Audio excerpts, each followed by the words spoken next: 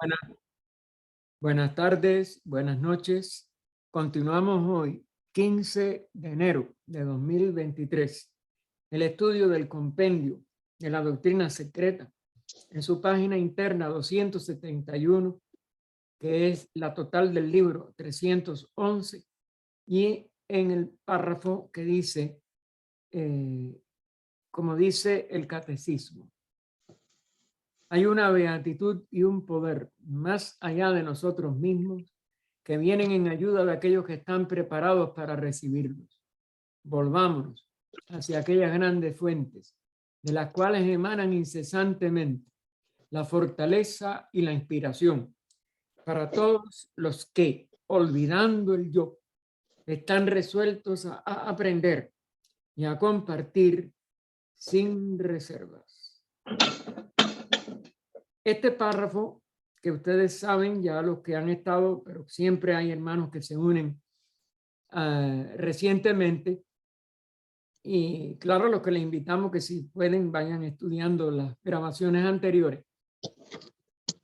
Empieza con una, digo, vamos a empezar hoy, continúa de aquel capítulo, esa es loca o ese verso de la estancia que estamos tratando de la formación del hombre, como con una cita del catecismo de las escuelas internas. Este catecismo, HPB, desde el principio de la obra nos dice que fue lo que ella recibía de sus maestros allá cuando ella estuvo con ellos en el Tíbet o donde fuera, porque ahí hay muchos misterios que no sabemos cuánto fue físico y cuánto fue de estados de ella de internos, que deben de ser mucho más largos que la estancia física, que sí está corroborada por una carta del maestro Kahashi a su tía Nadexna. Pero bien, aparte de ello, hay muchas cosas que en tan poco tiempo ya no pudo, que fueron creo que 3 años, 3 o 4 años, no pudo recibir tanto. Ella fue abriendo su conciencia y para mí que tuvo más instrucción interna. Y eso es lo que es lo de la verdadera escuela interna, la que va más allá del plano físico. Pero bueno, esa es una opinión. Ella lo que sí dice que las estancias no podían ser entendidas por la mayoría de los discípulos si no eran acompañadas de lo que, siguiendo la tradición cristiana, ¿no?, de estas explicaciones sencillas que se dan a los niños en los catecismos. Y así al menos ella lo tituló, quizás los maestros también le dicen así, el catecismo, pero no de una línea religiosa, sino de las escuelas internas. Siempre que ella cita estas aportes, estas ayudas que ella recibió de sus maestros y que recibían, parece que todos los discípulos, parece que es algo establecido, no era un privilegio para ella, pues ella lo pone en letra así cursiva o bastardilla, como también se le llama. Y entonces nosotros lo que habíamos visto en el párrafo final era que los que eran electos, que no es una condición de elección externa, sino de los que ganan esa estatura de ser electos, fueron el germen de una jerarquía que desde entonces no ha muerto nunca. Es decir, lo que nosotros llamamos en la sociedad teosófica la jerarquía de adeptos, la jerarquía que en el cristianismo llamamos los santos o hombres justos hechos perfectos de otras escrituras cristianas, que no es nada más que un estado de conciencia que ya no es individual, que va más allá de la individualidad, porque el ser humano completa su evolución individual y pasa a ser la expresión de una jerarquía en donde todos son uno y donde las funciones, sin embargo, tienen una cualidad única que ningún adepto repite. Y eso los hace que sigan siendo vistos como septenarios o como trinos, etcétera. Es decir, las funciones son múltiples. Pero la vida de esa jerarquía y la labor de esa jerarquía en un cierto aspecto profundo es única, o es una, perdón. pero con un aporte único de cada uno de los que fueron individuos, es decir, mónadas humanas, que alcanzaron esta perfección. Pero claro, aunque ella le pone electos con inicial mayúscula, no recuerdo si yo lo dije el domingo pasado, si está repetido me disculpan, pero que no quiero que se quede en el aire. Estos electos son aquellos que ganan esa estatura. No hay nada en la evolución que se gane vamos a decir, por favores o por preferencias, como son las elecciones humanas, que eligen a quien más simpatizan, a quien más les creen que esté preparado para algo. No, aquí es por una capacitación verdadera. Aquí es por un aumento de conciencia íntegro. Y entonces, sobre esa jerarquía, sobre estos electos, el catecismo nos dice: el hombre interno del primer, y ahí viene una palabra que simbolizan con 3 asteriscos, solo cambia su cuerpo de vez en cuando. Es decir, ellos se siguen manifestando para ayudar a la humanidad, pero a la vez que tienen un cuerpo, ese cuerpo hay que cambiarlo. Por favor, si me pueden cerrar el micrófono todos, porque hay un ruido que después estorba la grabación, por favor. El hombre interno del primer, esa palabra que no sabemos, solo cambia su cuerpo de vez en cuando. Y lo cambia él. Es decir, ya no están sujetos a la muerte. El cuerpo, cuando les deja de ser útil, ellos lo cambian. Él es siempre el mismo. Su conciencia ya llegó a un estado más allá de lo que nuestros meros cuerpos actuales o cualquier cuerpo, aún de niveles más sutiles del físico, pueda expresar. Ellos son un centro de conciencia ya establecido en la realidad. Ya venció todas las formas de materia o de expresión material que llamamos cuerpos, en cualquiera de los 7 planos de nuestro sistema conocido y aún del universo que va por encima de él en 7 planos más, es decir, los planos cósmicos, no los planos universales. Y sin embargo, la conciencia es siempre la misma. Ese hombre interno sigue siendo el mismo, sin conocer el reposo ni el nirvana.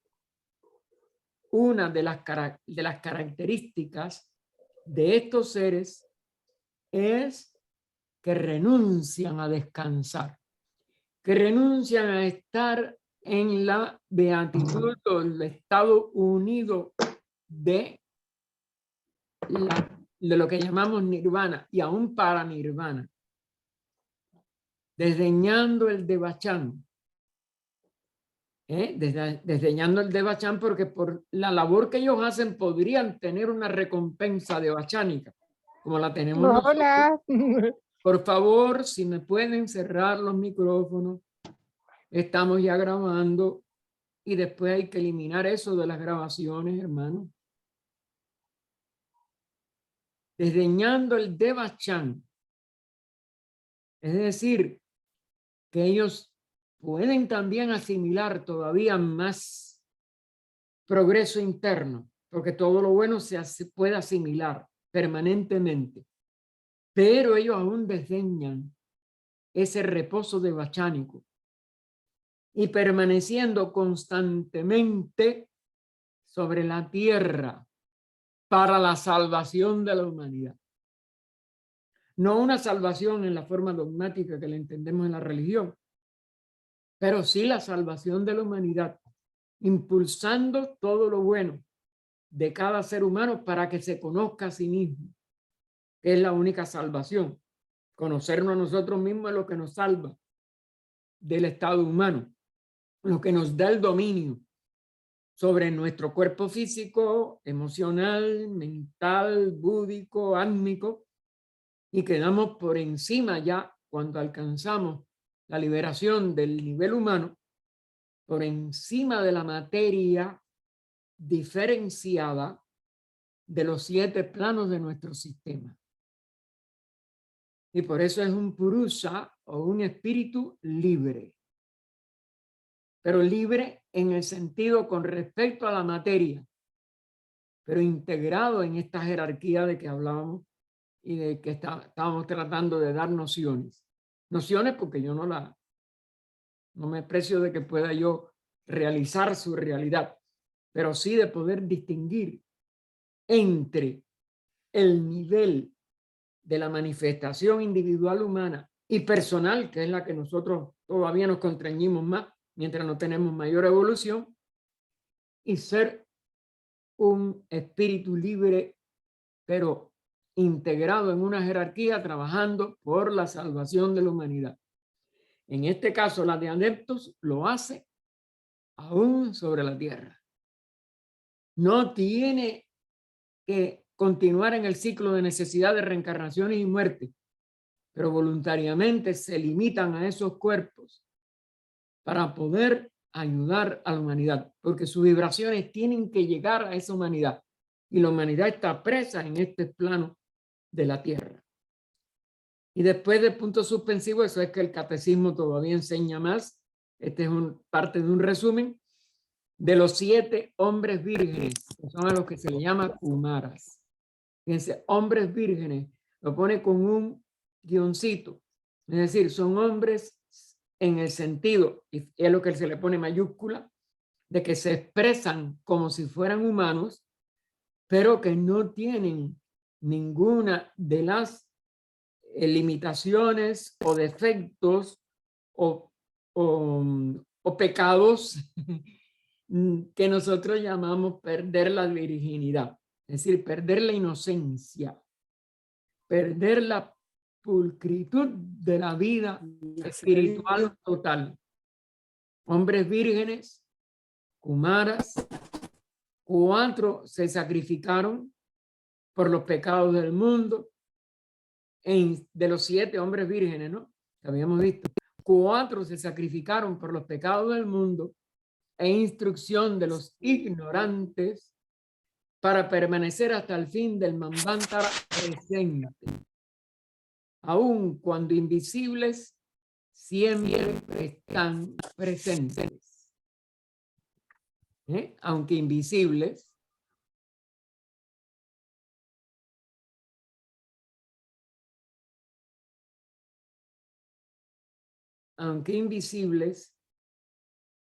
siempre están presentes.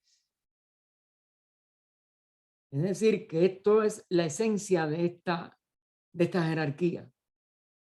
Y es un sacrificio de 7 originales, de estos quizás con ese punto que se expresan como 7. Recuerden, ellos están en la unidad, pero hay que, cuando ellos descienden a hacer esta labor por la humanidad, y este es otro de los misterios que tenemos que seguir investigando hasta que lo descubramos por total, ¿cómo se llama? Por total autoconciencia, por total autodescubrimiento, autorrealización, como también se le llama en el ocultismo. Y es a los que de esos 7 se le llamó kumaras. 4 se sacrificaron por los pecados del mundo e instrucción de los ignorantes. Esos 3, ¿por qué están separados? No se sacrificaron, están haciendo una labor todavía superior. Ese es un signo de interrogación que tenemos que seguir hasta que podamos tener la conciencia para poder descubrir también qué es esto. Así que para permanecer hasta el fin del Manvantara presente, nuestro Manvantara, aunque puede tener otras medidas, esto es otra de las cosas del ocultismo, pero parece que es nuestro periodo mundial de 7 razas en la actual ronda, porque viene después un pralaya interronda o intercatenario, porque es otra cadena también. Es decir, hay varios niveles de Manvantara y de pralaya, varios periodos. El Mahamanvantara es ya de 311 billones, 40.000 millones de años del del sistema métrico decimal original de Francia, de 12 ceros, o billones de 12 ceros, es decir, cada billón es 1.000.000 de millones, no 1.000 millones como se ha ajustado para conveniencias económicas de algunos países, sino esa cifra tan extraordinaria. Sin embargo, hay manvántaras menores que se miden por millones de años nada más, desde 4.320 millones a 4.320 millones, etcétera. Es decir, todos tienen el 4, el 3 y el 2, que son la cifra, vamos a decir, mágica, que va dando los periodos que en el oriente ya se llaman después los yugas. 432.000 años el Kali Yuga, 432.000 por 2 es el Yuga de bronce, 432.000 por 3 es el Yuga de plata y 432.000 por 4, fíjense que es el 432 multiplicado por los mismos números en orden ascendente, nos da entonces el primer manvantara planetario. Y así sucesivamente, eso va creciendo y creciendo y creciendo. Tienen periodos de amanecer, de anochecer. Eso está explicado en varias partes de la doctrina, en el glosario teosófico y en Isis sin velo mismo, de una manera magistral por HPV, porque estos ciclos son básicamente, y fíjense que están basados en estos tres números, 4, 3, 2. La primera cifra, claro, es el 432 con 3 ceros, en este caso 832.000 años, el yuga menor, y los tres que siguen van llevando a la multiplicación de por 2, por 3, por 4, y después vuelve a dar la cifra porque entonces se convierte en el 10, y después se convierte en 100, y así sucesivamente. Y siempre va a estar presente esa cifra llena de significados para nosotros todavía muy pocos, que son estos ciclos manvantáricos de kalpas, de mahakalpas, de manvantaras, mahamamvantaras, etcétera, que la India mantuvo en su tradición y que tanto los maestros en sus cartas a Sinen como HPV en sus obras mantuvo, que era una enseñanza que venía desde los más remotos tiempos y nunca se perdió, aún en el exoterismo en que fue cayendo las filosofías que son 6 de la India. Las 6 escuelas filosóficas de la India, desde la Vedanta, Samkhya, etcétera, la Mimamsa, pero la yoga, proceden de una escuela única. Esta escuela interna, esta escuela de la fraternidad de adeptos. Y también eso es otra de las cosas que tenemos que profundizar en teosofía.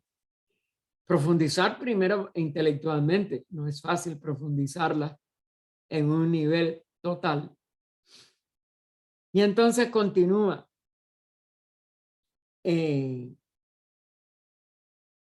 La escritura, hasta ahí fue el fragmento, con aún que no es completo, fíjense que tiene puntos suspensivos en el medio, pero están en la letra de bastardía y entre comillas. Esto es el catecismo de la escuela de los grandes adeptos. Estos 4, ahora la pone a 4, es decir, de los 7, 4 se sacrificaron y estarán hasta el final del Manvantara. Estos 4 sagrados son los que han sido alegorizados, fíjense lo sagrado de esto, que nada más que se les ha dado a conocer por alegorías y simbolizados. El símbolo también es un velo de lo que no podemos con el intelecto o con nuestra conciencia personal llegar a desentrañar en su integridad en el Linga Purana. Los Puranas, que ustedes saben que son muchos, son parte de las escrituras exotéricas, es decir, externas, veladas, que fueron surgiendo como comentarios a los 4 primeros grandes tratados que la India recibió, que son los 4 Vedas. que ya después que se escribieron también están, a la vez que están en palabras, tienen el velo de la mente y por tanto no son el esoterismo puro. Pero esos Vedas primero se dieron por los dichis divinos a la antigua civilización de la India, de la cual no tenemos récord histórico ninguno. Es decir, la que empezó en el origen de nuestra raza hace más de 1 millón de años. Y que ella da testimonio de que es la verdadera antigüedad, tanto de nuestra raza como de la sabiduría que después la India heredó como estas 6 escuelas filosóficas. Pero la sabiduría original está en esa escuela de la fraternidad de adeptos, que no podemos tampoco entender con la mente en su integridad. Solamente nos llegamos a los símbolos, a los extractos en palabras que HPB y más tarde Besant y Leadbeater, que fueron discípulos de algunos de estos adeptos como la maestra, pues trataron de hacernos llegar en un lenguaje que pudiera entender la personalidad, es decir, las palabras, el lenguaje de la mente. Ellos obviamente fueron más allá de eso. Y HPB, sin duda, fue el agente directo de estos seres, según me hicieron contar en las cartas. Y entonces, volvemos al punto, ella que hace un guión, bueno, no, perdón, que yo no he legado ahí. Todo esto está simbolizado y alegorizado en los Puranas, pero sobre todo ella cita en el Linga Purana, que es uno de los que más contiene de estos 4 sagrados. Y entonces continúa, más elevado que los 4, solo hay uno sobre la tierra como en los cielos. Y entre guiones, ese ser aún más solitario y misterioso, descrito en el volumen primero, es decir, en el tomo primero de español o tomo primero y segundo, o tomos primero y segundo de español. El volumen primero es Cosmogénesis. Ella no dice en qué parte. Así que habría que volver porque mi memoria no da para nada de esto. Cada vez que yo estudio la doctrina secreta, para mí es nueva. Porque de verdad es un libro que la mente no puede abarcar. Pero yo les invito a ustedes a que busquen aún en la parte primera del compendio, que debe de estar, como es natural, esto de las cosas fundamentales, esta alusión a ese ser aún más solitario y misterioso, que está, como es natural, uno más, pero sobre la tierra. ¿Será el que le dicen Sanat Kumara? Porque esa es la terminología usada en la India. ¿Será el vigilante silencioso? Ni lo podemos negar, ni lo podemos afirmar. Creo que hay que seguirlo investigando. Y les repito, no, creo que está en el compendio esto. Búsquenlo y si no, búsquenlo entonces en la obra original. Hoy con las obras electrónicas se pueden hacer búsquedas como esta. 4, 1, Kumaras, etcétera. Y traten de hacer un enlace de esa investigación. Uno con la memoria y con lo que leyó, o aún con lo que participe de estas grabaciones, decía, no puede alcanzar toda la sabiduría de un texto tan único como este.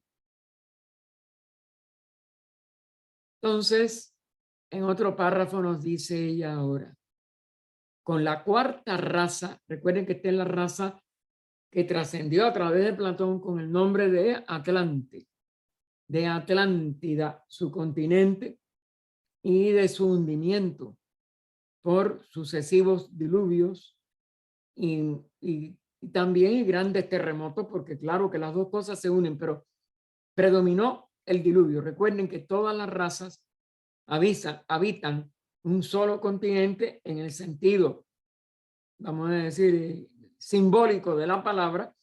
Es decir, la tierra tiene una conformación para cada raza raíz que cambia cuando llega una nueva raza.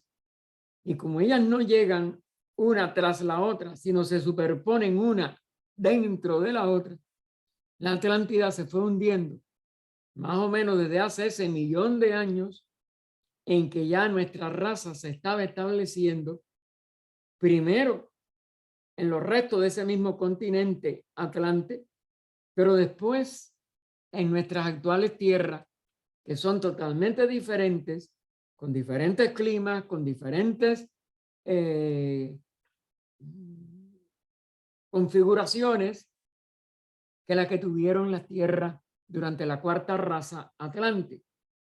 Se dice que era un continente inmenso que tenía mucho más de lo que hoy tienen las dos Américas a los lados del Atlántico, a los superior, o por encima y por debajo, o la parte superior e inferior, hablando de norte a sur, del continente, del mar Atlántico, del mar que llamamos Atlántico, como la Lemuria lo fue también del mar que llamamos Pacífico.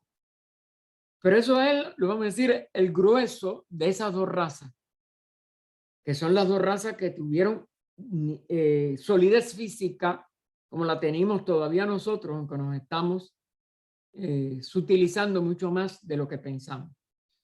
Pero la más densa de todas es la cuarta. ¿Por qué? Porque son 7 razas. La primera y la segunda son muy sutiles, pero vienen en arco de descenso hacia la densidad. La tercera fue la primera que tuvo sólidos, o sea, huesos. De ahí lo que dice el Génesis, del Adán y Eva, que separa a Eva cuando ya tiene huesos. Por eso lo dice, que la saca de dónde, de una costilla. Es un símbolo, pero es un símbolo de la densidad que alcanzó la tercera raza lemur, y es cuando viene la división en sexo y la forma de procrear actual.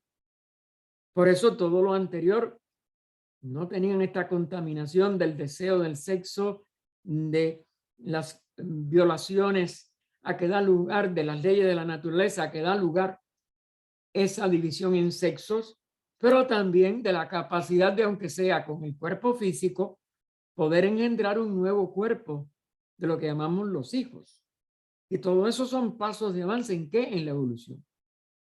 Que tiene que ser también espiritual, claro. En el nivel material hay que purificarlo enormemente todavía, claro. Que hubo unos grandes errores por la humanidad todavía no totalmente espiritualizada y demasiado materializada, del final de la tercera, de toda la cuarta, y de aún el principio y lo que va de la quinta, claro. Pero eso está todo como éramos, envuelto en alegorías y símbolos. Pero bueno, con la cuarta raza llegamos al periodo puramente humano. ¿Por qué? Porque la tercera, esa del Pacífico, esa de la Lemuria, tuvo una parte que no tenía esa densidad, que no tenía la posibilidad de despertar la inteligencia. Eso es lo que se simboliza en el fruto prohibido que Adán y Eva arranca y se la da a comer a Adán, etcétera. Todo eso es un simbolismo del conocimiento, es decir, de la inteligencia que empieza a nacer como conocimiento, como mente concreta, como mente de deseo, porque unida a ese conocimiento viene el deseo del placer, el deseo de repetir, el deseo de todo, todos los tipos de deseos. Y que ya cuando la mónada humana alcanza determinada estatura, tiene que transformar en sabiduría. Y esa sabiduría ya es divina, ya es teosofía en el lenguaje griego. Entonces, con la cuarta raza, que ya es toda humana, porque la Lemur fue parte todavía no humana, sin inteligencia, y solamente adquiere la inteligencia después de la división en sexo, y se despierta esa inteligencia, porque no es que la adquiere, se despierta. El hombre lo trae todo, y según va descendiendo la materia, va quedando, va obliterando todo lo que tiene dentro, porque él es un espíritu desde que desciende, pero la materia lo envuelve y lo esclaviza. Cuando ya llega a la cuarta raza, la esclavitud casi que es completa, pero es la primera raza puramente humana. Período total, porque ya tiene mente. Los que hasta entonces habían sido seres semidivinos, es decir, esa humanidad primitiva antes de quedar presa en los cuerpos separados, en los cuerpos sólidos, etcétera, todavía expresaba algo de su divinidad. Por eso dice seres semidivinos. Eran divinos antes de llegar a la tercera raza. Pero la materia no la habían aprendido a vencer, a usar.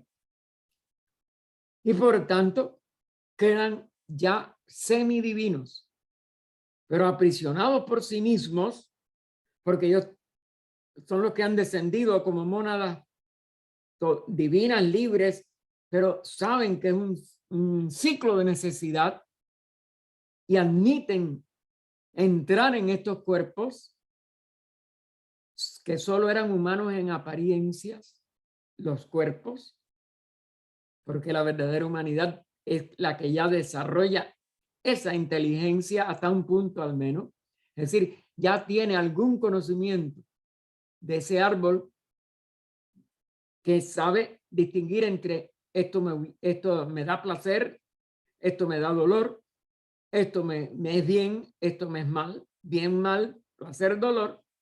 Son dualidades que se empiezan a aprender cuando la mente despierta, que es el nexo entre esa divinidad y ese cuerpo inferior puramente humano. Cambiaron fisiológicamente.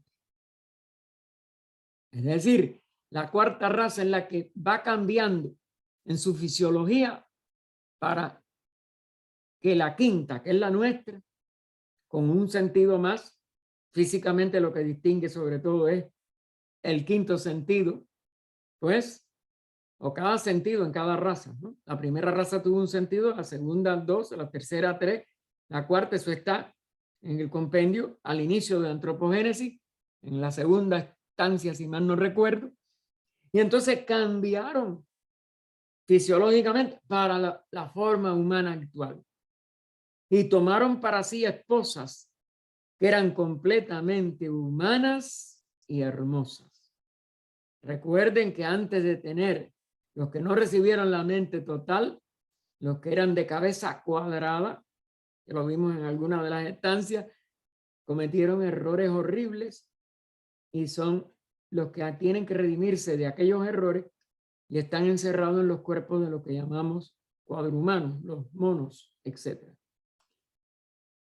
Pero estos ya eran ya los de la cuarta raza final, la del apogeo o el final de ella, tomaron para sí esposas que eran completamente humanas y hermosas de contemplar, pero en las cuales habían encarnado seres inferiores más materiales. Que es ese misterio de los que no habían desarrollado inteligencia. Y esto sí es lo que provoca esa decadencia de lo que llamamos los monos. Actualmente, que tendrán antes de la quinta ronda que ser ayudados a que vuelvan a desarrollar conciencia suficiente para que recuperen la condición superior inteligente primero y de amor, de anhelo a la unidad, a la espiritualidad después. Son pasos y los tienen que dar y hay que estimularlos a que los den. El inciso C de la loca, creo que ya es la 44, si mal no recuerdo. Este es el principio de un culto. Vamos a verlo porque ya yo no recuerdo. Espérense. Recuerden que mi mente está...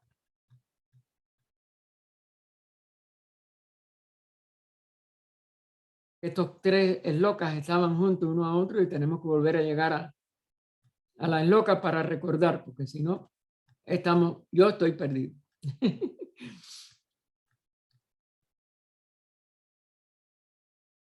Ajá. Era en la 42, yo decía 43, 44.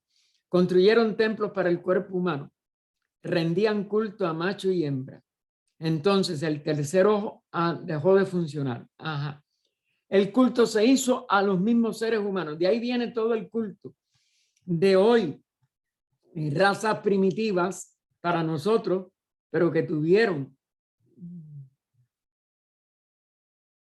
Sí, todavía estoy.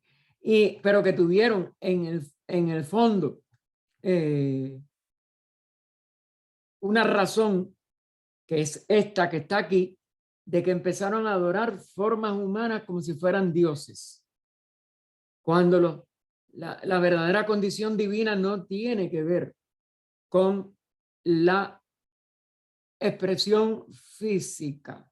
Aparte, no tienen en realidad la sujeción a expresiones físicas. Y la divinidad es la única que como unidad de vida se puede adorar verdaderamente.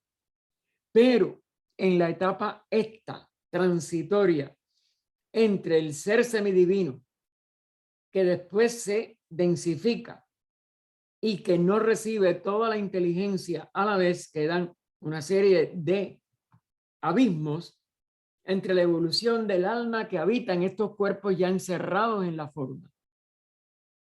Y ese es el principio de este culto, que son los cultos que siguen en la mayoría de las religiones exotéricas aún actuales, que tienden a ser dogmáticas, porque no están basadas en la sabiduría de la fraternidad de adeptos y del esoterismo universal. Así que este es el principio de un culto, el cual estaba condenado a degenerar edades después en falicismo y culto sexual, claro, porque adoran al hombre, adoran a la mujer, y de acuerdo a esa adoración de ese cuerpo físico y de sus diferencias funcionales de hombre o mujer, pues adoran a el órgano en sí masculino, como se hace en algunos templos de Shiva en India, y el yoni de la mujer en algunos templos dedicados a diosas, etc. Es decir, que en vez de adorar lo superior del alma evolucionante o el espíritu que anima a esa alma evolucionante, se empezó a adorar los cuerpos y cuerpos separados en masculino y femenino, es decir, falicismo y culto sexual. Principió por el culto del cuerpo humano. ¿Ven? Ese milagro de milagros. Lo pone entre comillas, porque el cuerpo humano es una obra de toda una evolución física para que el receptáculo de la mónada pudiera tener una expresión cada vez más alta. Pero lo que hicieron fue continuar degradando ese aspecto de la forma a la función generadora física, el falo, el yoni. Y entonces ese milagro de milagros de todas maneras seguía siendo el cuerpo humano, pero no en este sentido exclusivo de su función procreadora, como lo llama un autor inglés, dice ahí entre guiones, y terminó por el de sus sexos respectivos. Adoraron primero la belleza física, pero se enredaron en el sexo directo y su placer. Es donde entonces la función procreadora empieza a ser profanada. Pero el cuerpo es milagroso en cierto aspecto. Es decir, puede engendrar de sí mismo un cuerpo y hacerlo por unión de dos cuerpos polarizados. Sin embargo, los lemures, recuerden que este el nombre que se le dio a la tercera raza. Y los atlantes, el nombre que se le dio a la cuarta. Esos hijos del cielo y de la tierra, porque ya son los lemures en la segunda parte de su evolución, y ya toda la raza cuarta, la Atlante, durante todo el tiempo tenían esta conjunción. Recibieron la inteligencia de los Pitris, de estos grandes instructores de la humanidad, que tenían el fuego solar, o sea, la inteligencia simbolizada en la luz del sol, que es el sol de vida, y de la tierra, porque todos estos procesos inferiores ya están en relación no con el sol, sino con la luna. Porque todo el periodo de gestación lo rige la luna. Y ese es un planeta muerto, la sede de la encarnación de nuestro logos anterior, pero muchos de nosotros no solo fuimos animales en la luna, sino algunos llegaron a ser hasta tener alguna experiencia humana en la luna. Todo eso deja lazos entre lo positivo y lo negativo, es decir, la nueva expresión de la vida superior y la repetición de la vida material en un nivel todavía más denso que el de la luna. Y por tanto somos hijos del cielo y de la tierra. Los lemures más del cielo, pero ya los atlantes sobre todo más de la tierra. Y entonces fueron verdaderamente marcados con el carácter de ya esos cultos descendidos a sexo, a placer, a búsqueda de lo material, de brujería. ¿Por qué? Porque la separatividad les hace entrar en una incomprensión de los demás, en un rechazo a los demás, y usar la inteligencia o cualquier tipo de estos recursos religiosos para el mal, para venganza, para separatividad, etcétera, que desgraciadamente todavía está presente, aunque no en la medida que pasó en la Atlántida. Pues la doctrina esotérica, aquí ella no está hablando de su opinión, sino la que ella recibió de los adeptos de nuestra fraternidad, pues la doctrina esotérica les acusa precisamente de lo que, si se creyese, es decir, si se aceptara como una cosa a investigar y a poder sobrepasarnos por encima de esa etapa crítica, pondría fin a las dificultades de la ciencia, que se ha quedado clavada en la materia física.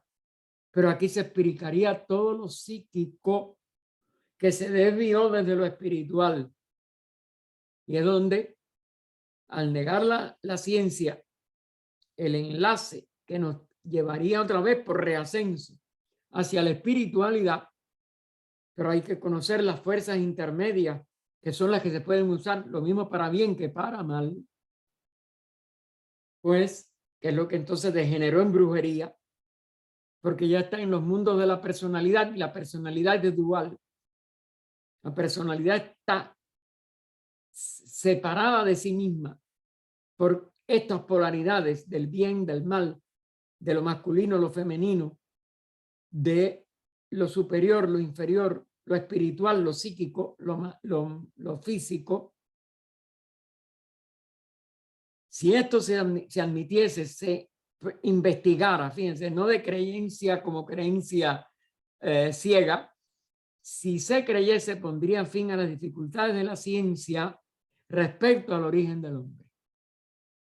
No estaríamos diciendo de que el hombre nada más que tiene un origen físico y que ese origen físico es del mono al hombre. No, el mono fue una degradación.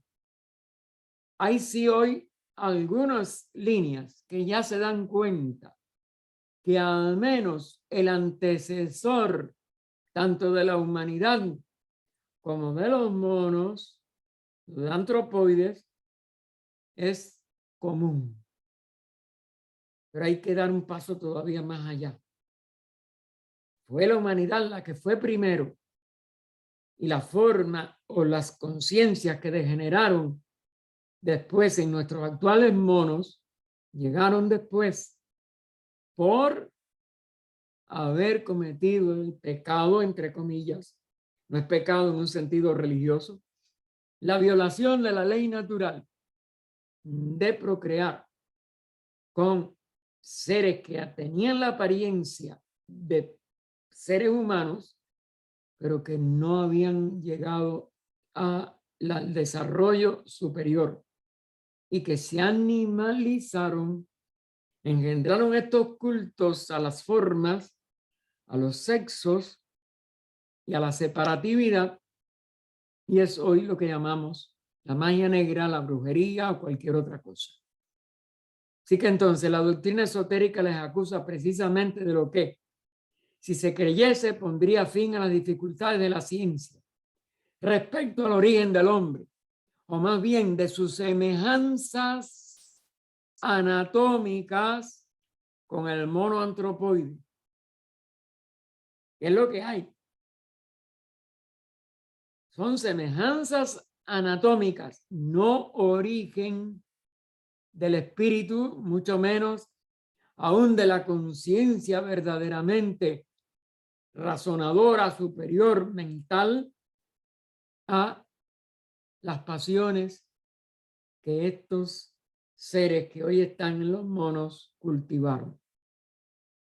Les acusa la doctrina esotérica. Fíjense que esto es un punto y seguido después que ella dijo, pues la doctrina esotérica les acusa. Les acusa esa misma doctrina esotérica de haber cometido el, y ahora pone ella entre paréntesis en itálica, para nosotros, no es que lo sea totalmente, de haber cometido el abominable crimen de procrear con los llamados, entre comillas, animales. Eran animales en que no habían desarrollado la inteligencia, produciendo así una especie verdaderamente pitecoide, ahora extinguida, quedan reducidas a los monos actuales. Claro que ha pasado más de 1.000.000 de años de eso. Esto viene desde la cuarta. Entonces, de la decadencia de la cuarta raza en que comenzó la brujería o la magia negra o como le quieran llamar. Y es por ese pecado o por ese crimen abominable. Es porque se unió una inteligencia, hombres o seres humanos, con una inteligencia superior, con seres que no habían desarrollado esa inteligencia porque la chispa de despertar esa inteligencia no les llegó a tiempo. Eso está en las estancias anteriores, ya lo hemos tratado, y los que no lo recuerden o no lo hayan estudiado, les invito a que las busquen. Un examen atento de los comentarios, como el fragmento que ella citó antes y otros que están en toda esta obra y algunos más amplios en la obra completa. Recuerden que este es un resumen, un compendio. Un examen atento de los comentarios haría pensar qué rápido se va la hora a uno que el ser, ahora lo pone ella con mayúscula, ese ser uno que está más allá de los cuatro, con el cual criaron los recién encarnados, entre comillas, y también otra vez tomado del comentario, era llamado animal, entre comillas, no porque no fuese un ser humano, sino más bien porque era muy distinto física y mentalmente de las razas más perfectas que se habían desarrollado fisiológicamente en una época anterior. Es decir, la parte fisiológica aumentó, como si dijéramos,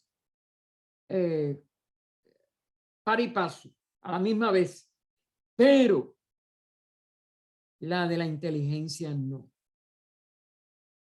La parte mental la tenían plenamente los que habían recibido mayor y más temprana inteligencia, y los que o nada más que tuvieron una chispita ya en la cuarta raza y se habían ya, como si dijéramos,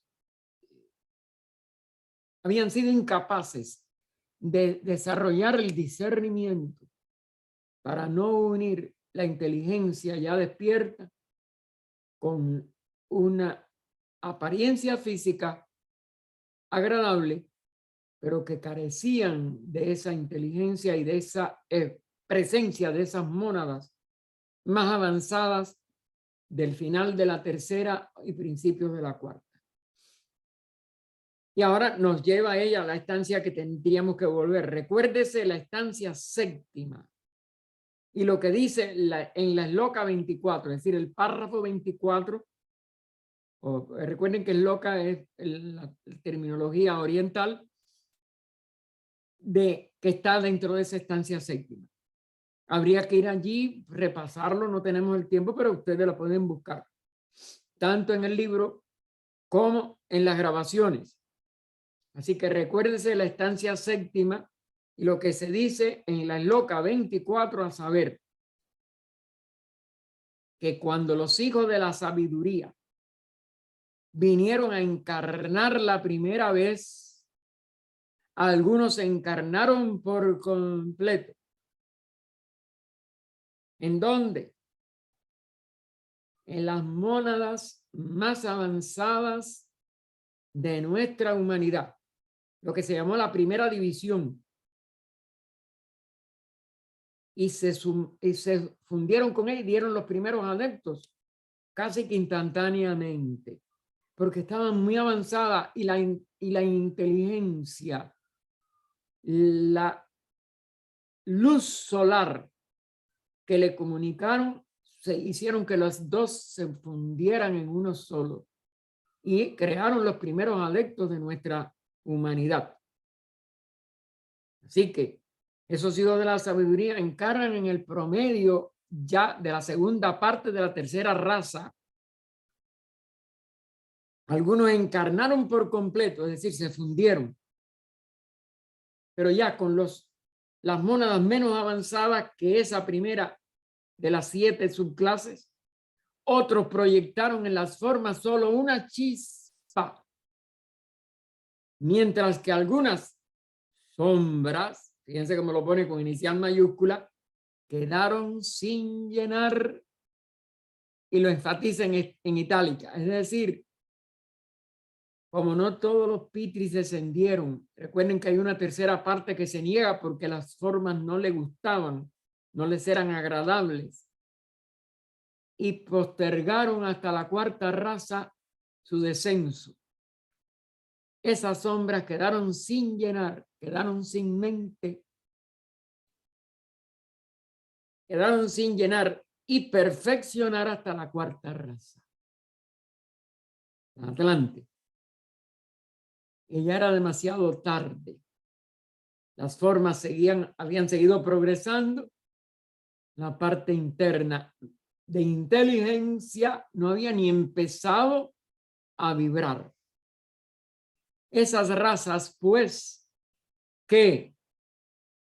y vuelvo a citar de la estancia 24, de la estancia séptima de la Sloka 24, quizás permanecieron destituidas de conocimiento, que se quedaron, y vuelve a poner entre comillas, sin mente. Ese es el eslabón. Si no hay la inteligencia, aunque sean, vamos a decir, poco desarrollada, pero inteligencia. Si no hay un discernimiento, aunque sea lleno de deseos, la brujería se presenta, el culto fálico se hace como se hizo casi universal, y el desequilibrio lo seguimos nosotros todavía hasta cierto punto, heredando sus consecuencias. son las personas que no podemos enseñar, que no podemos conmover, que no podemos sensibilizar aún hoy en día. Y eso, la humanidad vemos que está con una proporción de seres así. Seres que quedan insensibles a cualquier alegato que hagamos a su corazón. Y su mente sigue siendo muy escasa en cuanto a razonamiento. Y solamente se ha ido potenciando ¿en qué? En deseo. Son insaciables. Y tenemos que ayudarlos. Y tenemos que compadecerlos. No nos podemos separar de ellos. Somos una sola vida, hermano. Esas razas, pues, que permanecieron destituidas de conocimiento, que se quedaron sin mente, permanecieron como estaban aún después de la separación natural de los sexos. Porque eso es un ciclo de los cuerpos. Y los cuerpos siguieron cambiando y evolucionando de la tercera raza a la cuarta. Disminuyeron en tamaño de 20 metros del apogeo de la raza Lemur a 18 pies del Atlante. Y la quinta nuestra descendió todavía un tercio más a los 6 pies promedio de la raza actual. Y esto demuestra de que son 3 razas totalmente diferentes.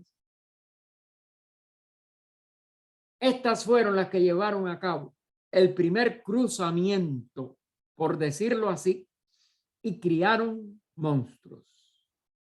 Y de los descendientes de esto fue de donde los atlantes escogieron sus esposas. Porque en los cuerpos ya eran descendientes y no podían distinguir. El comentario describiendo como bípeda a esa especie o raza de animales y, entre comillas, hermosos de contemplar, dice, y vuelve a citar del comentario, fíjense cómo está en itálica, tenían forma humana, pero con las extremidades inferiores, desde la cintura abajo, cubiertas de pelo. Es decir, es un símbolo de que su naturaleza inferior sigue siendo animálica. De aquí la raza de los sátiros, lo ponen en itálica porque puede ser que, como se les describe en la literatura, no sea exacto, quizás. Y nos deja de todas maneras nada más que el quizás. Tenemos que dejarlo ahí, hermano, que continuaremos en el párrafo final el próximo domingo. Recuerden que siempre tratamos de funcionar a pesar de que sean días festivos en otro país o en otro lugar. ¿Por qué? Para que el ritmo interno no se pierda. Entonces sería 312. Hemos avanzado poco, pero que aquí había necesidad de eso.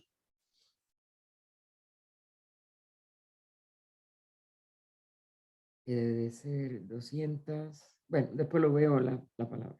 Debe ser 212 o 213. Y empezaremos si los hombres.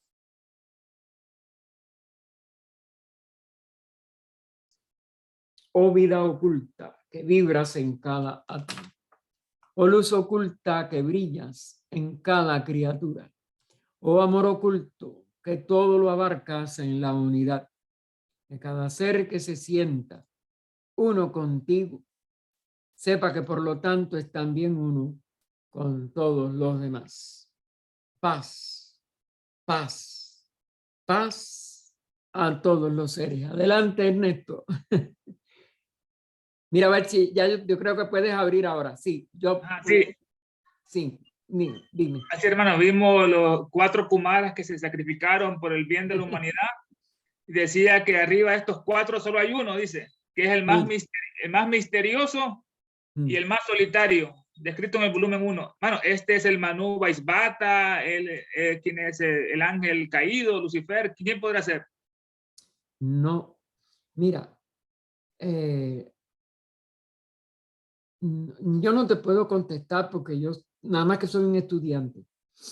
Y esto todo está lleno de una serie de símbolos, pero me inclino a pensar, dada la numerología que yo uso, que está por encima. Nosotros tenemos dentro de la terminología que se permitió pasar, aunque tiene su velo, de que la fraternidad de adeptos tiene un Sanat Kumara y tiene 3 Kumaras junto con él. Esos serían los 4 que permanecen de los 7. Entonces este otro por arriba podría ser lo que los maestros y el sendero podría ser lo que el Bitter puso como el vigilante silencioso. Pero de todas maneras, estos son nombres. De todas maneras, esto es una idea de funciones que la fraternidad tiene y son ideas. Yo creo que esto nada más que en nuestro progreso interno podremos llegar a descubrir. Como se dice también de las jerarquías estas de devas, que son otras jerarquías, no es ni la humana ni la superhumana, no es la fraternidad de adeptos. Están los ángeles caídos, que son los que descendieron y que somos nosotros mismos. Los ángeles caídos son los que tienen que pasar por el ciclo de necesidad de la humanidad. Y entonces, cuando se les pone uno que está al frente, es el que da la tónica para poder, por sacrificio, dar el ejemplo a toda la humanidad. Lucifer es por eso la mente más alta de lo que nosotros podemos considerar como evolución superhumana o humana. Ahí es donde yo no puedo darte la diferencia. Pero San Miguel es el verdadero Lucifer. Y se le pone al norte como polo de la manifestación. Eso todos son símbolos enormes. La dogmatización de tanto de los judíos como de subsecuentemente la que impusieron vamos a decir, los que estaban al frente del Concilio de Nicea, tomando de alguna de estas tradiciones judaicas, y entonces los que hicieron el embrión de que el Antiguo Testamento es parte del cristianismo, cuando es una enseñanza totalmente de distinta línea y de distinto valor, pues es parte de toda esta confusión. Por eso ella inaugura HPB, la revista que ella funda en París, junto con Mabel Collins, aunque Mabel Collins después tuvo que ser quitada porque se desequilibró por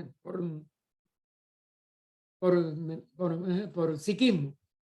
El psiquismo es muy peligroso. HPB lo venció, pero Mabel Collins no lo pudo vencer. Y entonces ella edita la revista Lucifer, claro, para escándalo de todos los cristianos y de muchos judíos. Pero es eso, es que la mente, cuando se eleva, es la única portadora de la luz antes de que tú puedas realizarte como un adepto, antes que tú puedas elevarte más allá del nivel humano, antes que tú puedas integrarte en la unidad de la vida. Y eso es lo que representa Lucifer, eso es lo que representa todos nosotros que somos ángeles, pero caídos. Porque ángel no es nada más que una forma genérica de hablar de un nivel del ciclo de necesidad. Y puede ser en parte humano, en parte débico, porque son dos reinos paralelos que tampoco entendemos en una profundidad esotérica. Nosotros tenemos restos del esoterismo antiguo y nosotros tenemos que seguir buscando por nosotros mismos el poder realizarnos como personas, como seres humanos verdaderamente sabios. No inteligentes solo. Tenemos que ascender a la sabiduría. La inteligencia nos guía hasta un punto, pero no es suficiente. Entonces, la mente, mientras no es iluminada por Budi, no vuelve a ser Lucifer. Pero toda mente humana procede de Lucifer como portadora de la luz y pierde esa luz mientras está presa, esclavizada a los cuerpos. ¿Cómo nos podemos emancipar de la esclavitud? Quitándole a la mente su poder dual. Si dijéramos, liberándola de sus deseos. Mientras ella sea mente unida a deseo, o camamanas, como le decimos, ya cuando estudiamos la constitución del hombre, manas inferiores, camamanas. Pero si tú logras liberar tu mente del deseo, no por represión, no por dogma, no por miedo al infierno, sino por razonamiento, por viveka. Y puedes elevarte, ya usando el lenguaje de Patanjali, a viveka kyati, al discernimiento total, liberador. Tu mente se ilumina, es manastayasi. Y ya no vuelve a la materia del placer y del dolor, de lo bueno y lo malo, de las dualidades de la personalidad, no te vuelven a esclavizar. Pero lo tienes que hacer tú y yo y todos. No es que exista un Lucifer allá en lo alto. No es que exista un ángel caído aquí en lo bajo, en un infierno que no existe. Son estados de conciencia de la evolución humana que hay que trascender, que hay que vencer hasta que ningún cuerpo te parezca tuyo. Hasta que tú nada más que te reconozcas en tu verdadero espíritu libre, en tu Atman, que no tiene ya ningún nivel de materia, de prakriti, de dualidad, de placer, dolor, etcétera, que te esclavice. Por eso la liberación es de cada uno. Por eso la autorrealización es de cada ser humano. Y depende de la trayectoria que tú le des a tu mente, que es lo único que nos queda del yo superior, que perdió todas sus capacidades, del tercer ojo, de la espiritualidad, de las primeras razas, etc. ¿Cómo? Reascendiendo hacia ese espíritu libre que tiene que volver a sentirse independiente de todos los cuerpos en los que ahora está encerrado. Es lo único que te puedo decir, mijo. ¿Algo más, Ernesto? Oh, gracias, hermano. Dani, adelante. Sí, hermano Gaspar. Al principio de la lectura comienza diciendo, el hombre interno del primer solo cambia su cuerpo de vez en cuando. Él es siempre el mismo, sin conocer el reposo ni el Minerva. Nirvana, sí, que es el nombre que le dan los budistas al estado de liberación de la rueda de nacimientos y muertes, correcto, entrar en Nirvana. Entonces, okay. Maestro, estos adeptos o estos Vedas, ¿hay alguno conocido que ha vuelto a encarnar para ayudar a la humanidad? Todos están encarnados. Ahí donde está que nosotros no los podemos identificar, ni ellos están vamos a decir, corrientemente caminando por la calle. Ellos tienen sus periodos en que pueden estar en cualquier punto de la tierra y nadie identificarlos. Pero su labor es más en lo interno y en los mundos invisibles que en los mundos externos. Pero nunca dejan a la humanidad huérfana. Ellos Entonces, están aquí con nosotros. pero no con cuerpo físico como conocemos nosotros. Mira, esa es parte de los misterios que yo no te puedo contestar totalmente. Parece que no. Hasta cierto punto es imposible porque no resistiría un cuerpo como el nuestro la presencia de una expresión tan total del espíritu liberado. Pero están tanto en las tradiciones del Oriente como en los fragmentos que de lo que aprendió de memoria HPV en la escuela esta de los maestros, en la escuela transhimaláyica, que es como se le llama así, pero no sabemos el lugar físico exacto donde está, más allá de los Himalayas. Fíjate, eso puede tener muchos sentidos, físicos, no físicos, etc. Bien, volviendo al punto, ella, de lo que se aprendió de memoria, nos regaló algunos fragmentos en La Voz del Silencio. Y te dice que hay 3 vestiduras. Eso es un velo. El Nirmanakaya, el Sambhogakaya, el Dharmakaya. Claro, esa terminología viene del Oriente. Y Nirmanakaya es el único que mantiene en contacto verdadero con la humanidad. Es decir, el que más se parece.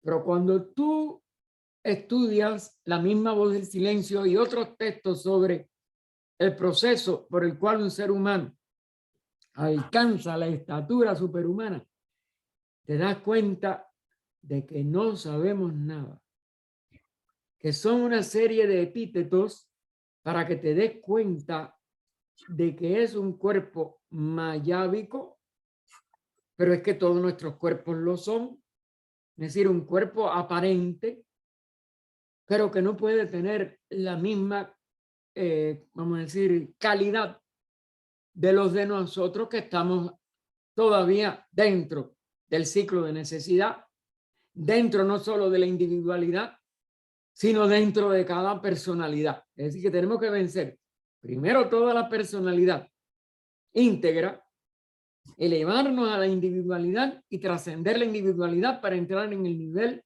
superhumano, en el nivel de esta fraternidad de adeptos, y entonces poder nosotros tejer, o creo que se le llama así, tejer o algo así, el cuerpo nirmanakáyico para poder seguir ayudando a la humanidad si renunciamos totalmente a todo descanso, ya sea de nirvana, ya sea de devachan. Fíjense cómo hacen, todas estas palabras no las usan en el sentido literal que nosotros las usamos ahora en teosofía. Tienen que tener significados para mí muy diferentes y mucho más allá de mi comprensión actual. Y yo por eso lo sigo investigando. Pero sí tiene que haber algo grande ahí. ¿Por qué hay 3 vestiduras? ¿Por qué hay ese sacrificio? ¿Por qué ellos encomian a los nirmanakayas? ¿Y por qué el mismo budismo les llama budas egoístas a los budas patriarcas? Eso es una imposibilidad. No puede haber egoísmo, pero tiene que haber un misterio que nuestra mente, por lo menos, yo no creo que la mente lo pueda descubrir. Ahora, lo que hay es, ¿qué más tengo yo que investigar para poder comprender toda esta aparente rompecabezas? Porque visto desde el punto de vista, vamos a decir, material, desde un punto de vista de palabras de la mente personal, es un rompecabezas. Y no puede haber rompecabezas en el orden superior de la vida divina ya autorrealizada, tanto de los adeptos como de los budas, como de los... Todos son... No puede haber ninguno de ellos un egoísmo. Y sin embargo, hay una diferencia que no podemos comprender. Yo no la comprendo, por lo menos. No te puedo decir más nada. ¿Algo más, Dani? No, no, gracias. Estupendo, hermano Gaspar. Muchas gracias. Adelante, Ángela. Hermano, en realidad yo levanté la mano porque hay una pregunta en el chat. ¿Quiere que se la lea? Ah, sí, sí, yo no puedo leer dos cosas a la vez. Yo estoy en el libro hasta ahora. Gracias, Ángela. No, la persona que ponga algo en el chat o lo dice de alguna manera o algo, mira, o bueno, Ángela, que lo viste. No, Adelante, dime la pregunta.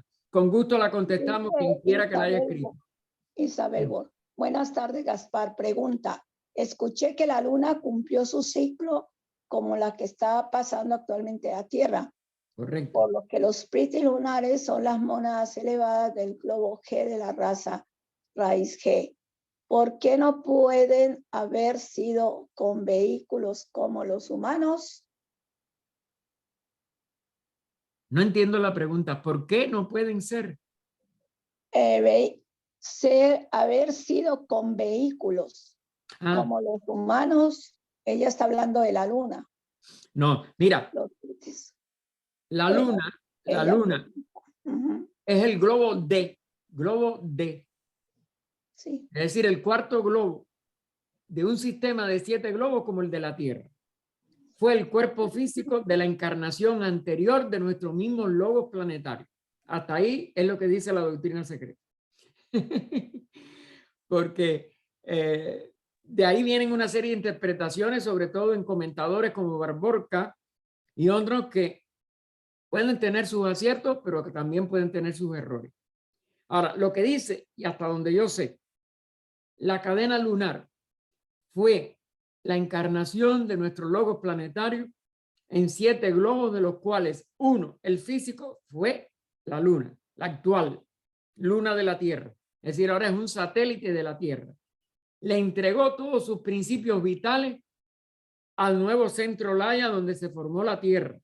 Es decir, nuestras aguas, nuestras atmósferas y sabe Dios cuántos otros elementos. Son modificaciones que hizo el mismo logos planetario para que pudiera expresarse el planeta que ahora se llama Tierra. Y la luna quedó reducida a un resto de lo que fue.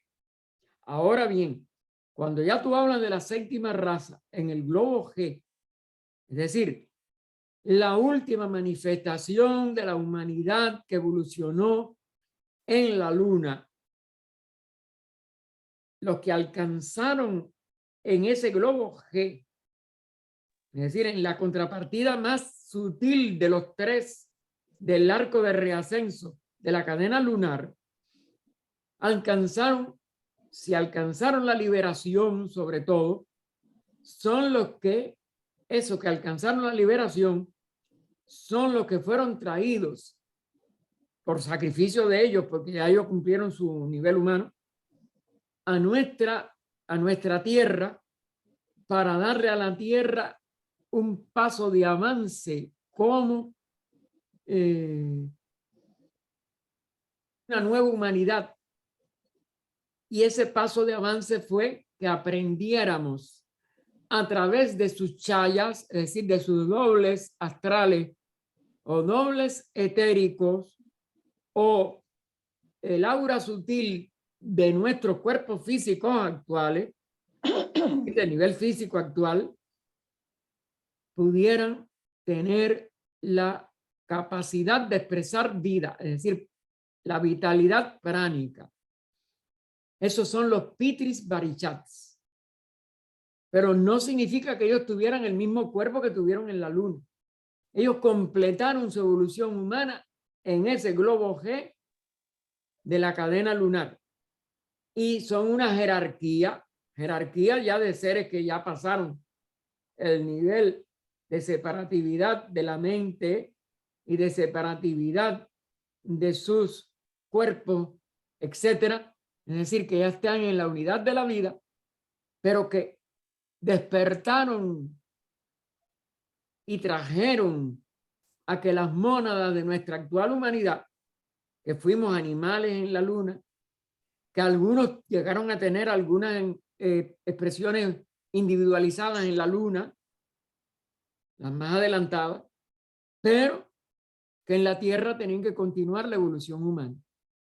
No sabían hacer eso porque no alcanzaron el dominio de la humanidad en el nivel de la cadena lunar. Y entonces, al venir esos Pitris Barishats o Pitris lunares y hacer este servicio a la humanidad, dieron un paso más adelante en su servicio a una humanidad que había sido su reino animal, dieron un paso de avance evolutivo y alcanzaron la liberación que ahora se necesita en la Tierra. Se dice que en la cuarta,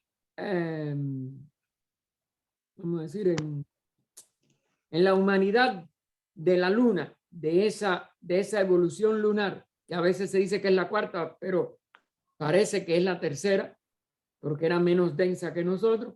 Ellos nada más que tuvieron que alcanzar la liberación por lo que llamamos ahora la cuarta iniciación. Y haciendo esa labor que ellos hicieron, abrieron el paso para una humanidad que para liberarse necesita la quinta iniciación, lo que llamamos el adepto, que es un grado superior a la cuarta iniciación, un paso superior. Eso es hasta donde lo entiendo, pero también te digo que hay que seguirlo investigando, o les digo a todos, síganlo investigando, sigan penetrando y sigan, y sobre todo comprendiendo. Tenemos que comprenderlo, es decir, usen viveka, discernimiento, porque indudablemente que todo no se nos puede dar. Tenemos que iluminar ese discernimiento por pureza de vida, por entrega a la espiritualidad y quitando nuestra condición de esclavos a la materia de nuestras personalidades actuales, elevando la personalidad a la individualidad humana. ¿Algo más, Ángela? Hermano, hay otra pregunta. Hay otra pregunta. Patricia Chávez Camero. Sí. Buenas tardes, mil gracias. Tengo una pregunta. ¿Por qué aún sigue habiendo brujería? ¿Qué efectos tienen para los que se la hacen y para los que lo hacen? Para la que la hace. Y luego otra aquí. ¿Hasta cuándo se dejará de hacer tanta maldad? Bien. Ahí sí que no sabemos hasta cuándo, pero sabemos cómo dejará de hacerse.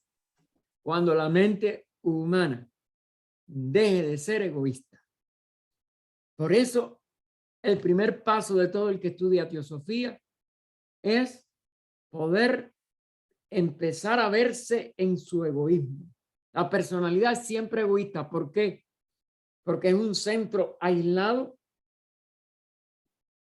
que en la densidad de los vehículos actuales le es imposible poder por sí misma elevarse. Tiene que romper con las tendencias de sus cuerpos, con la esclavitud a los cuerpos. Esa es la razón por la que todavía existe brujería. Porque las personalidades que no pueden usar su mente para hacer el bien, para espiritualizarse, para desapegarse de la prisión de los cuerpos en que estamos todavía, ensuciamos estos cuerpos con la búsqueda del placer, con el deseo de evitar el dolor, con nada más centrarnos en lo que parece que es una vida aislada, que no lo es. Pero ¿cómo lo podemos comprobar? Solamente quitando nuestra mente del egoísmo. Solamente empezando a tener la experiencia, a disfrutarla, porque a la vez que la tengamos la vamos a disfrutar. de que hacer el bien a otro te deja en una euforia interna que no lo sustituye nada y que nunca te da hastío. Mientras que cada vez que tú buscas placer para tu cuerpo o quieres evitar el dolor de tu cuerpo, te lo enredas. El exceso de placer lleva primero al hastío y después al dolor, la enfermedad y hasta la muerte. Porque no hay ninguna excitación de placer que deje inmune la salud del cuerpo. El cuerpo se enferma por exceso de exaltación. ¿Y qué cosa es lo contrario de lo que se exalta? El dolor, la depresión, la tristeza. Cada vez que se exagere, a la vez que se haga, como si dijéramos, endémico en nosotros, repetitivo en nosotros, nos enfermamos también y matamos el cuerpo. Luego el ser tiene que aprender que no puede ni buscar el placer ni evitar el dolor, que tiene que elevarse por encima del placer y el dolor al servicio desinteresado, al amor, a la compasión por los que nos han tratado de hacer daño, y vamos ahora a empatar con la segunda, y nunca odiar, y nunca sentir rencor hacia nadie, cosa dificilísima, pero necesaria. Si no, no podremos salir de nuestro punto actual muerto. Y sí te digo, eso empata con hasta dónde una brujería puede hacernos daño. Exclusivamente hasta el nivel en que tú respondas con miedo. El miedo abre la puerta a cualquier brujería. O puede abrir la puerta. Depende también del karma después. Porque si no tienes el karma no te pasa nada. Pero bueno, si el miedo abre la puerta. Si tú tienes eso, el miedo te abre la puerta a la vibración negativa que te están enviando. Pero si tú estás en este sentido, no le voy a tener miedo porque hay una ley kármica. Si me llega algo es porque yo lo debo, liquidé una deuda. Pero el instrumento por donde venga, la vía por donde venga, ni me preocupa. Te desconectas de la brujería y no te puede hacer daño.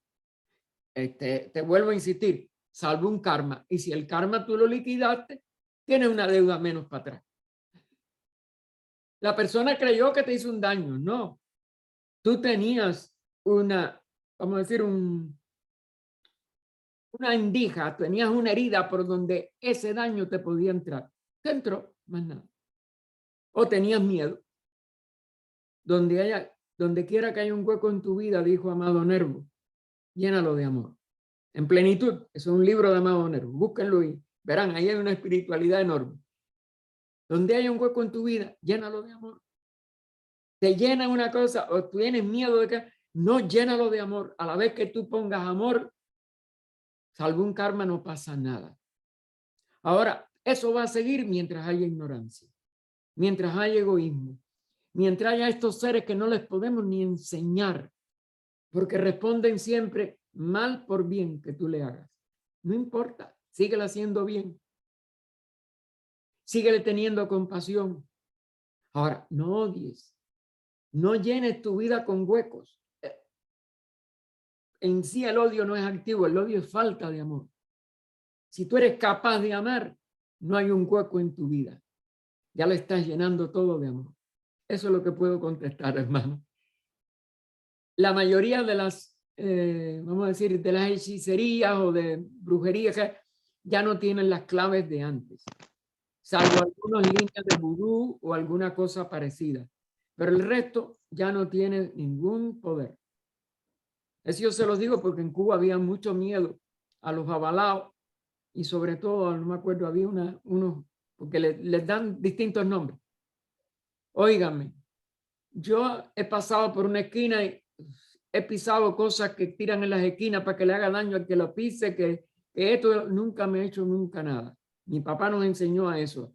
Al doblar de mi casa había una casa de esas de santería. Mi papá, cuando les hacía falta, porque él sabía inyectar y inyectaba muy bien.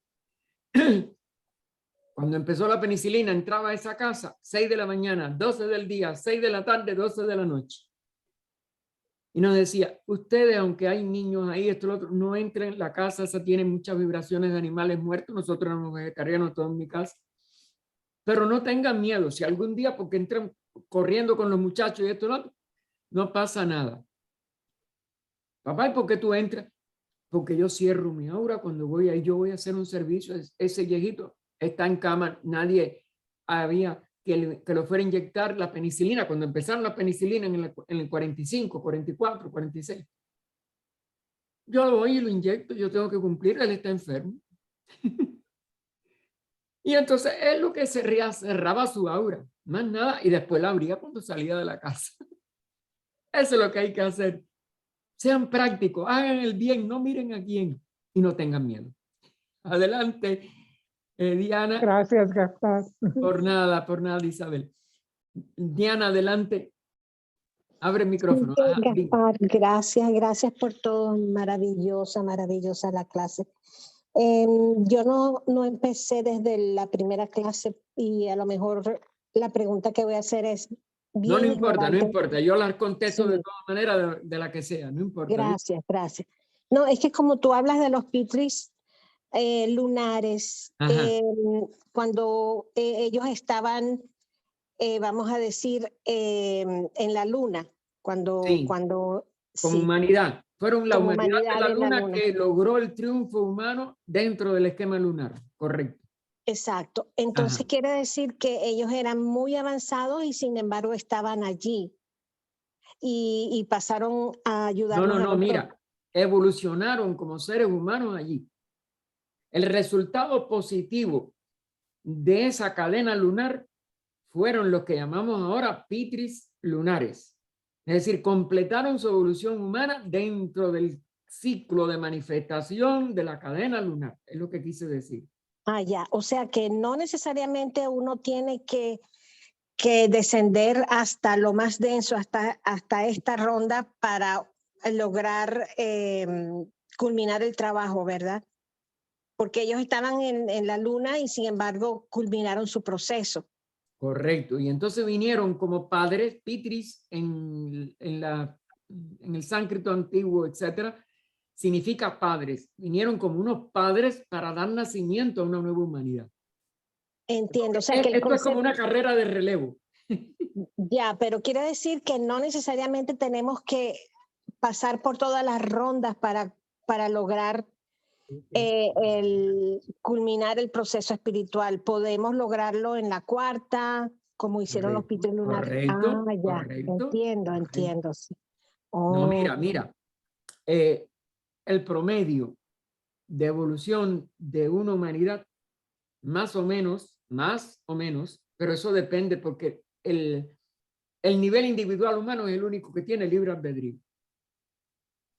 Los reinos inferiores, los elementales, los devas de la naturaleza, los espíritus de la naturaleza, los minerales, vegetales, animales, van impulsados por la ley de evolución como lo que llamamos ya en el reino animal por el instinto.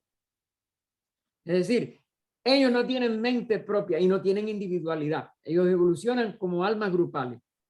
Entonces el impulso que le da la velocidad de evolución a las almas grupales es un impulso homogéneo de la ley de evolución como instinto, le llamamos en el reino animal, y como una serie de características de la inclinación de las plantas hacia lo que les conviene, si es el sol, hacia la sombra, de que las raíces crecen más para donde hay más humedad. Todo eso es un impulso de la vida, de las jerarquías de vida que ayudan a los reinos que no tienen mente. Ahora, la característica del reino humano es que tiene que evolucionar por libre albedrío y desarrollando su propia conciencia y a la velocidad que su impulso le vaya dando. La mónada que ya se individualizó, que ya tiene los tres aspectos del logos y que da más rápido puede, como dijéramos, completar todo su esquema humano, completar su evolución humana en mucho menos tiempo que lo normal. Ahora, el promedio normal es 7 rondas en 7 periodos mundiales, 7 razas en cada periodo mundial, en los 7 globos de un sistema planetario. Pero eso es el promedio. El alma que toma la evolución en sus manos, que se da cuenta de que se razona, etcétera. Es decir, son cualidades, es que no hay 2 almas que evolucionen idénticos. Esa es otra de las cosas. No hay nada, no hay 2, ni aún los clones, ni aún los imaguas, ni aún nada. La vida de cada ser es independiente de todo lo demás, porque la humanidad es un proceso individual. Hoy, gracias, Gaspar. Me quedó Por nada. muy claro. Gracias, gracias. Muy ¿Algo agradecida. más, Diana? No, muchas gracias. Bien, Gaspar. adelante, Teresa. Qué bueno que eres la última. Dime. Voy a ser muy breve porque de verdad, Gaspar, gracias por esta enseñanza y ojalá todos los que estamos escuchándote abramos la mente, como tú bien dices, la trascendamos. Porque el verdadero motivo de no trascenderla es porque estamos en nuestro ego, en nuestro yoyito todavía. Correcto. Cuando Correcto. verdaderamente lo entendamos... Hay que abandonar el sello. Claro, cuando decimos que tenemos problemas, ¿quién no tiene? Que me duele esto, ¿quién no le duele? Pero es nuestro cuerpo. Pero tenemos un alma que es el que nos hace trascender todo eso y llevarlo a lo que sabemos o lo que hacemos a la vida. No quiero extenderme más porque es muy tarde para ti ya. No, a mí es el que me da pena contigo, que siempre te mantenemos hasta demasiado tarde. Porque donde No tú te vives, dé pena. imagínate. Es Ok. una alegría de verdad estar con vosotros, de verdad, os lo digo de verdad. No, Teresa, eso yo lo sé y lo siento Y en el corazón. aprendo muchísimo de vosotros. Y ojalá, Nosotros, lo de ojalá nosotros no mi es solo por alma, Zoom. Nosotros nos conocimos personalmente es y verdad, estamos corazón es verdad. a corazón. ¿Cuántos años Olvida. ya, verdad?